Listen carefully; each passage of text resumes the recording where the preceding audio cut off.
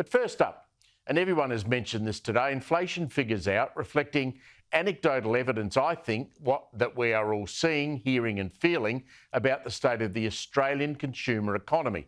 Now, more importantly, tomorrow we get the actual retail sales figures. And guess what they will show? Australians smashed by 12 interest rate rises in a row, smashed by cost of living reality, especially energy costs, electricity bills, gas bills, cost of basics, food, rent. Have you guessed what's happened?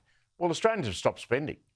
Now, last December, the quarterly inflation figure was 8.4%. So in the 3 months prior to that, a range of things jumped by almost 9% in cost. Just about everything went up. Today, and this figure's got some ifs and buts about it, it was at 5.6%. Now, fuel helped. We were paying well over $2 a litre for diesel a couple of months back. It's now down as low as $1.80 in some places. But in general, we've put away the credit cards. Who do you know who's actually out there buying new clothes or shoes, electrical goods, big screen TVs? They all flew off the shelves during COVID. Now nobody is buying. Even Jerry Harvey from Harvey Norman, who's such an optimist, said today all his stores are seeing consumers staying away. Bedding, kitchenware, sports gear, it's all stopped. No one's buying anything. There is still some discretionary spending on entertainment. Pubs, clubs and bars all seem to be full still. Travel seems to be holding up because, after all, COVID locked us up for 2 years, so we want to go travelling. But I think we're in recession. Technically, we're not, but I sure as hell feels like it is. I'd hate to be running a small business in Australia, as many of you watching us tonight are. Relying on discretionary sales right now must be really tough. Now, the Reserve Bank meets next week.